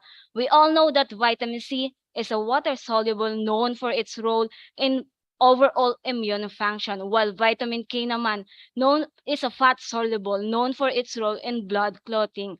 While okra is low in calories and carbohydrates and contains some protein. But the question is, how okra became unique? Kasi 'di ba, many of fruits and vegetables ay lack of protein. Pero Hindi si okra. That's why okra became unique kasi it contains protein. So our second health benefit is okra contains beneficial antioxidants. Okra packs many antioxidants that can benefit our health.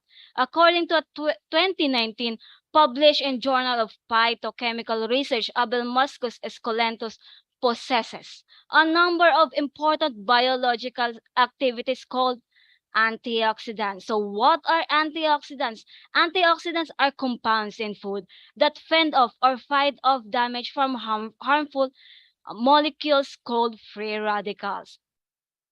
The main antioxidants in okra are polyphenols, including flavonoids and isoquercetin, as well as vitamin A and vitamin C. One of the research shows that pag kumain tayo ng food or when we eat food that high in polyphenols, okra, it may or it can improve our heart health by lowering your risk of blood clots and oxidative damage.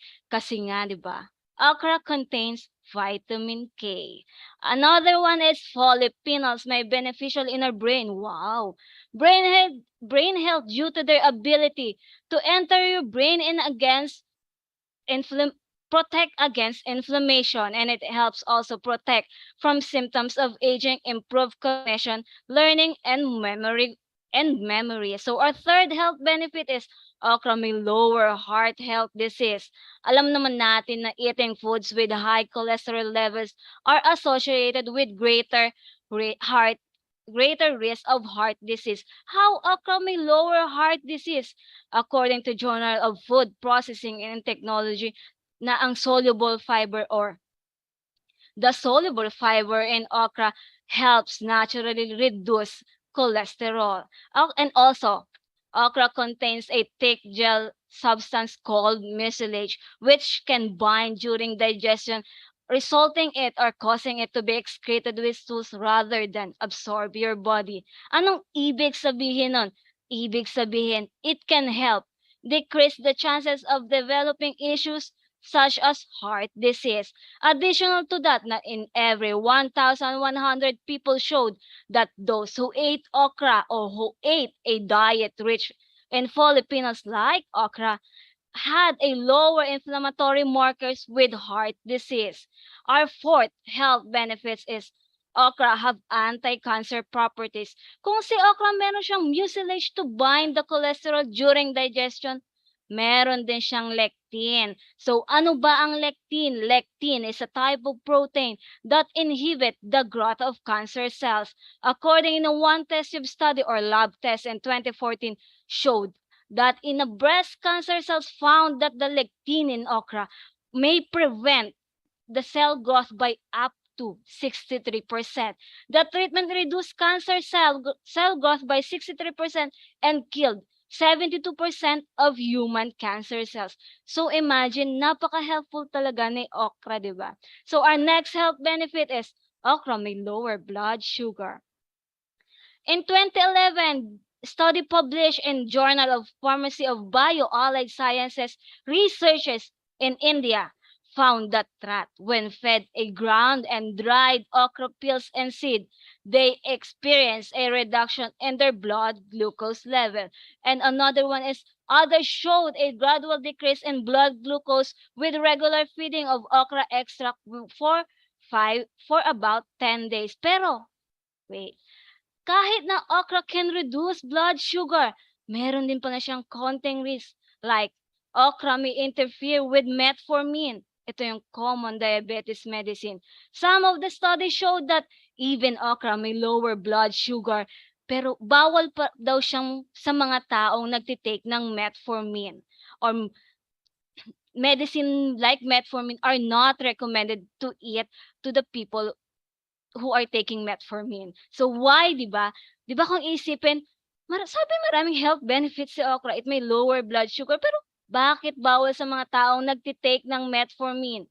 Bakit? Because metformin can make or the drug metformin or okra may make the drug metformin less effective.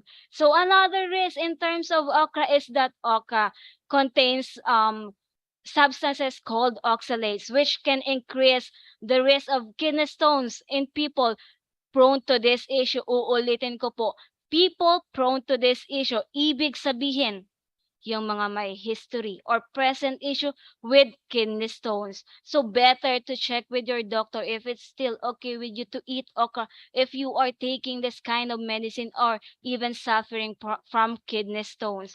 So our next health benefit is eating okra is beneficial for pregnant women.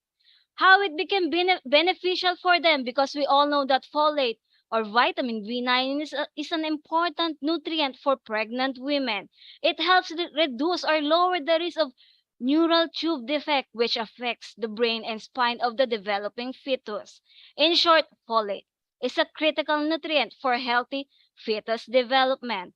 The 2015 to 2020 dietary guidelines for Americans recommended that all women of childbearing should consume 400 micrograms of folate every day, since okra is a good source of folate with 1 cup, providing them a 50% of women's daily needs for this nutrient. So our last health benefit, okra is easy to add on your diet. Simple explanation, it's easy to cook. That is why it's easy to incorporate in your diet.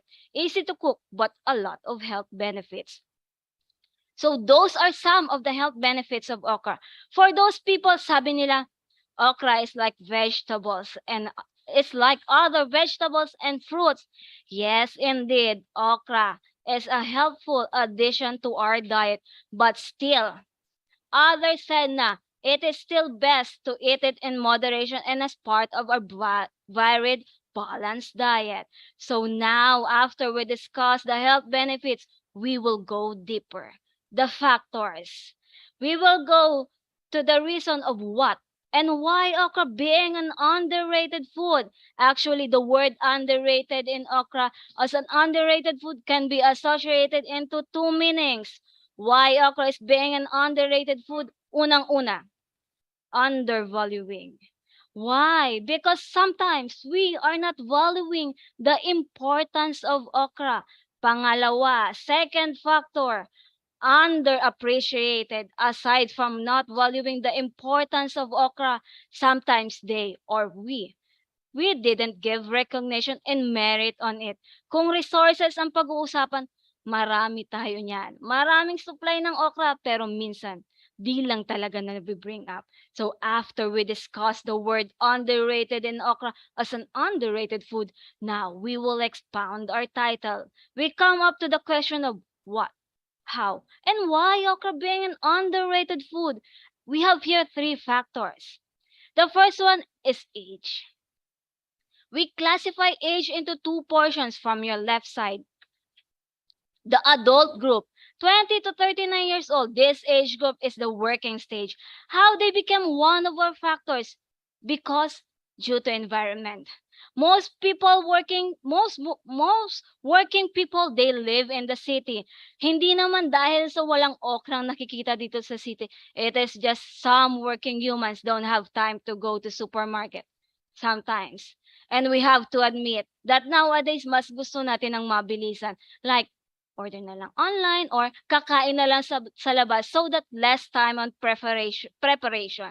The next one is the age of middle childhood to adolescents, 6 to 18 years old.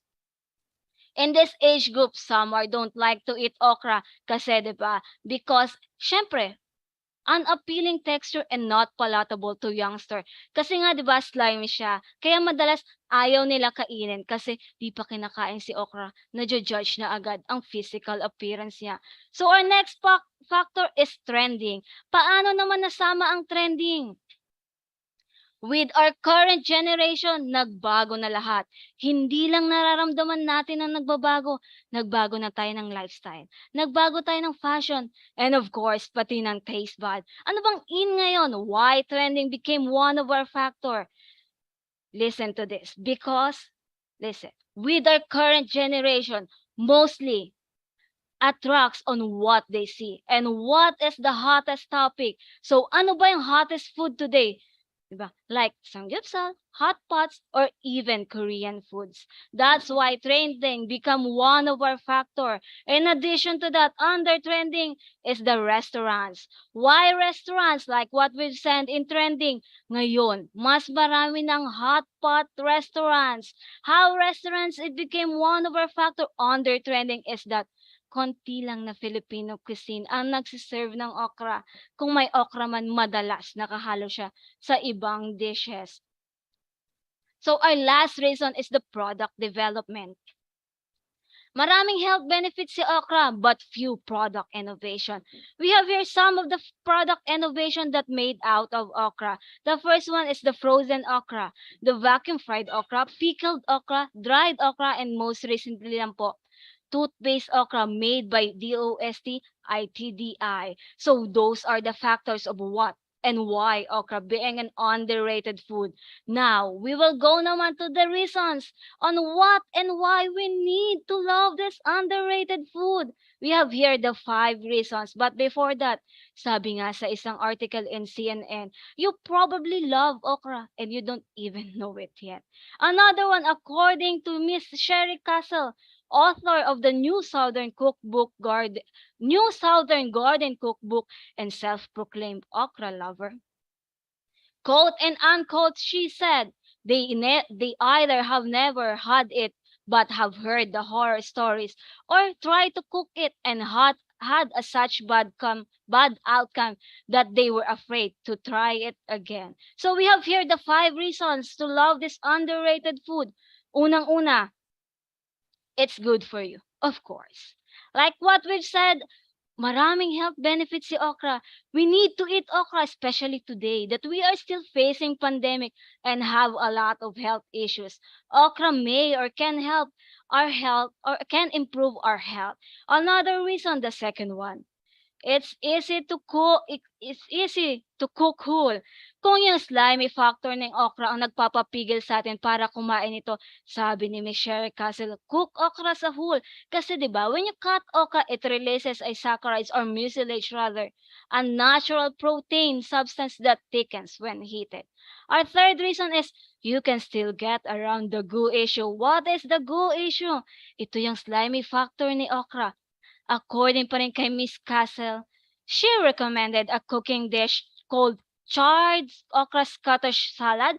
Ito yung sliced okra ang main ingredient, like what you can see on the picture. According to her, let the okra cook for 3 minutes before you stir, which is long enough for the heat to set the saccharides in the mucilage. Our fourth reason is that it can be more versatile. Okra can develop into many kinds of product like the one that we've discussed in the product innovation. That's why okra is more versatile. Our last reason is that it makes your garden even more beautiful. Castle said, okra is so beautiful. You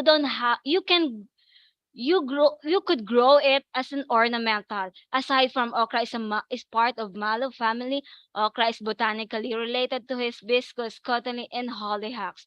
Kaya naman, mga plantito-plantita dyan, baka naman gusto nyo isama si okra as part of your garden. So those are the 5 reasons for us to love this underrated food. We all know that okra sometimes is frustrating because of its texture, but amazingly shaped food, which is actually the seed pod the of the okra plant. So let's give okra a second chance. So here are some tips on how we can store or cook okra that can easily apply at home. Unang-una, store the pods or okra in the refrigerator or fridge whole rather than cook. Storing of whole can last for 2 to 3 days in fridge or 2 to 3 months naman in a freezer in a freezer or kung sa industry ito yung tinatawag nating IQF okra that can last itself for up to 2 years. The second tip is soak whole okra in a mixture of vinegar and water for 60 to 30 minutes before using it in the recipe. Like what we've discussed from previous slides, para ma-lessen yung slimy factor ng okra is cook it as a whole. As additional to that is soak okra in a mixture of vinegar and water for 30 to 60 minutes According to the expert, adding of vinegar in your product can lower the slime factor in your final product. So the last tip is okra dish. Here are one of so many dishes that can be made out of okra. This one is blanched okra with oyster sauce. This is delicious okra recipe that is super tasty. Easy and vegan friendly. This is perfectly blanched toast okra with savory of vegetarian sauce. It's an easy Filipino dish that is perfect for a quick lunch and dinner. So those are the disadvantage and advantages of okra as an underrated food. Now we will go naman to the agricultural status. According to psa.gov.ph, we can see from the graph yung nasa baba, the orange color. During 2016 to 2020, the production of ladyfinger or okra was improved with an average rate of 1.7. And in 2020, yung production of okra was recorded 32.63 thousand metric tons. It was 2.9 higher compared to 31.71 thousand metric tons. Pero, despite na marami tayong napoproduce na okra, we are still not included in the top 10 countries na may malaking productivity ng okra sa buong mundo. So after the productivity of okra here in our country, pupunta naman tayo sa export industry. Now, the export status of okra. This data is from Mr. Roberto Angelo Amores II, the president of the Hylas Marketing Corporation. This is the data of the export status of HMC okra to Japan. Disclaimer po, this data was approved by Mr. Angelo Amores to be part of this webinar. So from the data, you can see Philippines and Thailand. Bakit nasama si Thailand? Kasi si Thailand ang isa sa mga bansa na matinding kalaban natin sa pag-export ng okra sa bansang Japan. Actually, dalawa sila. Ang isa is si India, which is India is part of the top 10 countries na may malaking productivity ng okra sa buong mundo. So from the data nakikita natin, 2020 to 2021, malaki yung naging export natin dyan kung saan sumabog ang pandemic. Pero this 2022 medyo bumaba tayo ng konti. Siguro kasi medyo nakaka-recover na tayo sa pandemic. And then recently lang narinig natin sa news or napanood niyo sa news na pinasok na rin ng Pilipinas ang pag-e-export ng okra sa bansang Korea. And according to sa isang article last 2020 na Philippines ranked 57 in exporting of okra. Pero wait, diba? Nabuo na rin ba sa isip nyo na why Japanese loves okra and why Philippines being chosen to export okra in their country? So we have here the 3 reasons. Unang-una, close proximity. Only 3,700 kilometers ang layo natin sa Japan. Kung by air, 3 to 4 hours lang nasa Japan ng okra. So what does it mean? Ibig sabihin, reasonable ang price natin kasi malapit tayo sa kanila.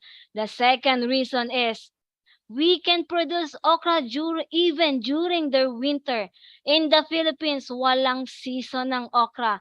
Pero meron lang tayong buwan kung saan marami tayong naha-harvest, which is the month of September to June.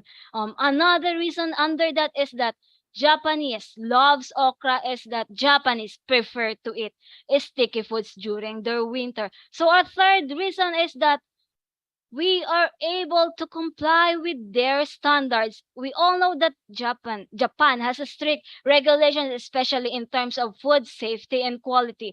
Bago tayo makapasok sa bansa nila, a lot of requirements ang kailangan nating makomply.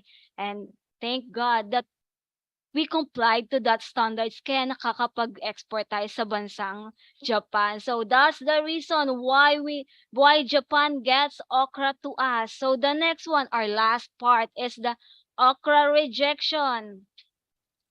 Mga reasons ng rejection of okra madalas physical damages na lang, like insect bites, bruises, and even out of specs, like what you can see on the picture. The losses that we can get from export or reject from okra was around 8 to 10%. What happened to this 8 to 10%? Ito yung madalas na pinanglo-local market natin, or even as backyard piggery, or some as fertilizer, or aside from that, some companies like in Highlands, yung ibang okra is for corporate social responsibility, or in short, donation. Actually, yung mga okra na binibenta natin sa local market, madalas cost recovery na lang siya, or yung tinatawag nating balik puhunan. So, this 8 to 10%, although meron tayong pansamantalang alternative, if we don't give importance to it, it can have a big impact. For example, we have a raw materials of 200 metric tons, example lang for this year. And then we have 8 to 10 losses, 8 to 10% of rejection. It was around approximately 16 tons. So imagine from that 16 tons, malaking factor sa 16 tons. So by that, the 16 tons, we are encouraging each and everyone that this 8 to 10% rejection of okra can make a difference. By how? By converting it into another byproduct, or what we call product innovation. Exporting of okra is really a big help in our agricultural country. We don't have doubt on that, since we have an abundant supply. But the question is, are we just going to rely on exporting of okra? Like what we've said, we have an abundant supply, but few. Product innovation. Let's help the okra industry to widen not just the export industry, but as well as the product innovation, and to engage everyone, not just the farmers, but also to youngsters to love this underrated food. Like what former DA secretary said, we need now to bring the youth today to get engaged, because our farmers are aging. We are not only investing for them to become agripreneurs, we are also investing in human capital, for they will become the future leaders. So that's it. That's the history, the health benefits, and as well as the export status of okra, and the reason why it is being an underrated food. We all know that okra is nutritious, but sometimes we forgot the purpose and importance of it. Importance of it in our health as human, and in economy as income. Thank you, and God bless everyone. Let's love okra. Thank you, Miss LD, for that impassioned presentation. That was so informative, and I think I will never look at okra the same again. Same here, Miss Gigi. Grabe, naramdaman ko yung passion ni Miss LG in sharing yung about sa okra. And she made me realize how nutritionally rich okra is. Actually, Miss Gigi, alam mo ba, baka bumili ako ng okra after this, tapos itry ko lutuin for lunch. Try mo, no? Actually, favorite ko yung okra. And what's more, our okra is actually an export product to Japan and South Korea. So yung mahilig dyan sa mga K-pop, samahan niyo yung okra sa South Korea. It is not only nutritious, but also earns our country some of our much needed dollars. Thank you, Miss LD, for such an informative presentation. At this point, Miss Karen, do we have another Kahoot game for our listeners? Yes, actually, time na to para sa mga hindi naka-join kanina. Time nyo na. It's your turn to win 100 pesos in GCash. So, click on the link shared on the comment box, or scan this QR code. Again, put in your name and affiliation para ma-recognize kayo ng ating mga moderators. So, live na po ang ating game. You can now scan your QR to join. Again, our participants, so 100 pesos GCash. So, I think sumali na kayo, sayang naman, and very madali lang yung ating mga questions for this session.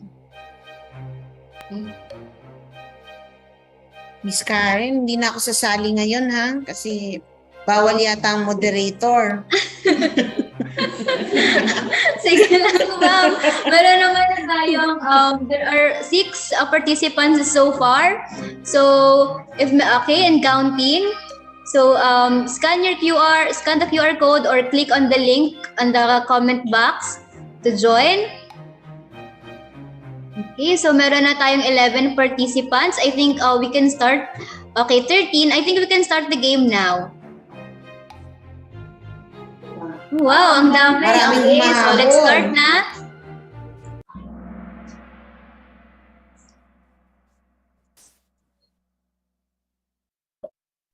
Ready po tayo ha. Ayan na.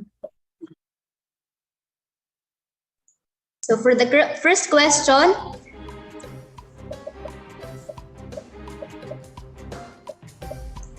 okra originated from Ethiopia. True or false? So 5 seconds to answer.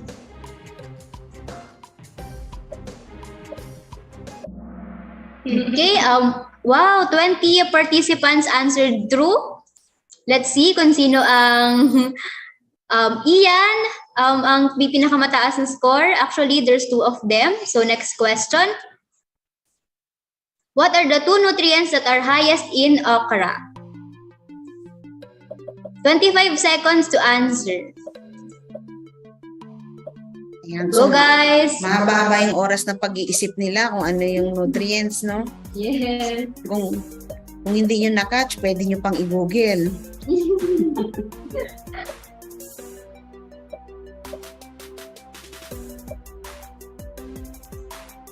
Okay, 3 more seconds. Oh, kung medyo hate ang mga answers. So let's see kung sino ang nanalo.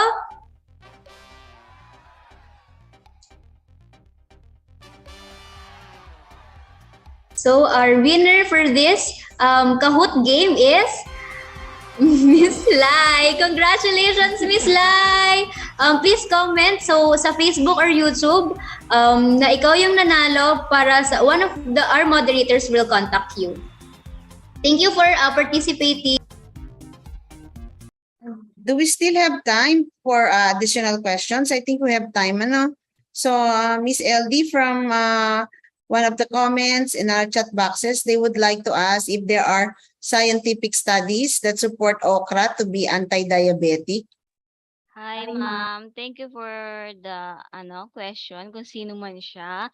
So yes, ma'am, it was a study in year of 2011 according to Journal of Medicinal Plants. Yung study na to entitled Review of Diabetes and Okra. In this study na in-explore nila interaction ng diabetes and okra or the metformin between metformin and okra. The findings of that study is that okra solution is appeared to block the absorption of the metformin and suggesting that the plant or the okra may reduce the drug effectiveness. Pero gaya nga ng sabi ko, it's better pa rin po to check with your doctor. Thank you, Miss LD, no? I think kailangan ko ng okra, no? How about Miss Karen? Bata ka pa, pero what do you think? Ako, Miss Gigi, I definitely would buy okra more now, not only for its nutritional value, but also buying more of our local produce can help our local producers and manufacturers to economic recovery as well. So another question here from one of our participants. Aside from the other product innovation you discussed earlier, as a food technologist, what are the other possible development or product innovations made out of okra? Okay, by that actually it is my proposed thesis that I'm going to use okra to as okra yogurt para to sa mga taong lactose intolerance kasi 'di ba si okra meron siyang mucilage that can help during our digestion. Hopefully that it can is one of the problem for those people who are lactose intolerant. So I'm encouraging sa mga future food technologies or even nasa field or industry na magtulong-tulungan tayo para this underrated food will become not underrated food anymore in the near future. Thank you so much, Miss LD. We hope that clears the question. Wow. time flew past with our okra topic. We hope that our speaker, Ms. LB, has convinced you to patronize our okra products. Promote sa ating mga friends and relatives. It's nutritious and affordable, and also though still small, contributes to our GDP.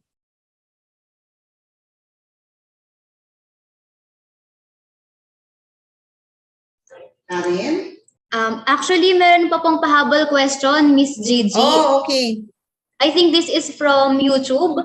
Miss Cheryl Custodio asked, meron po bang toxicity ang okra if consumed in large amounts? Thank you. Hi, ma'am. With that, ma'am, yung sa toxicity ng okra, di ba po, si okra has a lot of health benefits. When in terms of toxicity of okra, I will give you, we will going to get your information for the better answer for that. Pero for the ma'am, is lahat, ang masasabi ko lang po, lahat ng pagkain pag sumobra tayo ng kain, nakakasama po. So even in small or large quantity, pag sumobra tayo, nakakasama po siya sa atin. So laging consult with our doctor po for that. Thank you. Okay, Miss Karen, are there other comments or questions on your end? Wala na? Well, I'd like to read this funny comment by our listener, Jefferson Calata. Sabi niya, yung kumakain ka ng okra pero healthy ang puso, para healthy ang puso mo. Tapos manghihina ka kapag di ka na-replyan.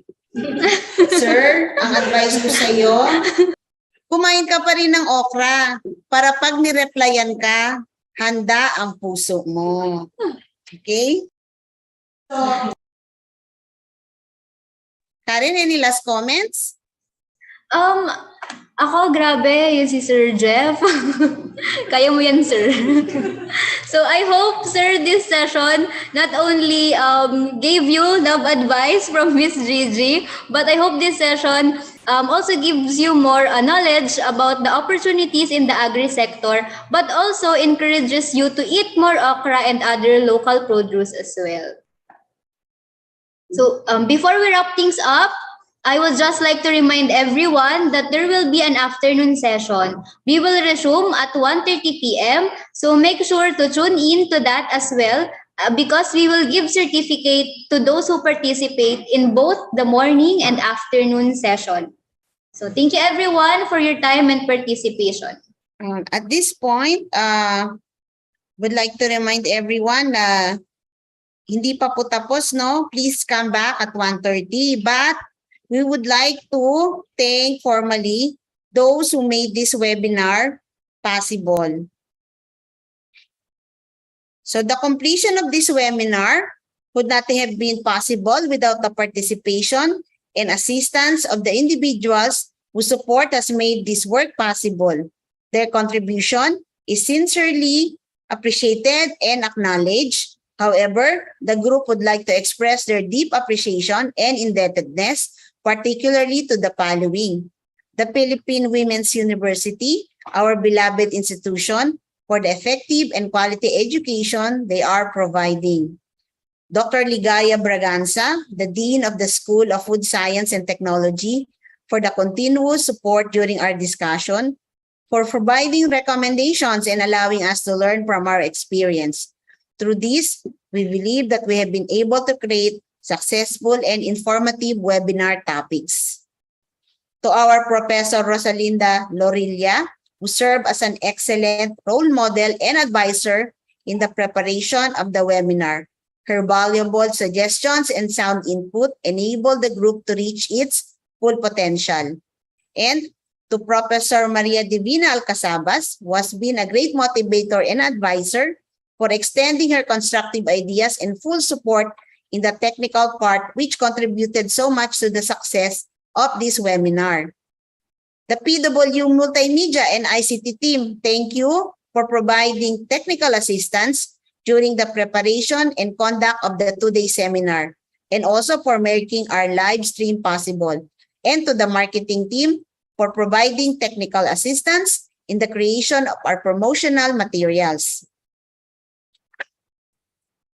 And the committee, kami po ito, for their full cooperation, untiring effort, and brilliant ideas during the preparation up to the conduct of this webinar, who helped each other in finalizing this work regardless of our personal duties and schedules.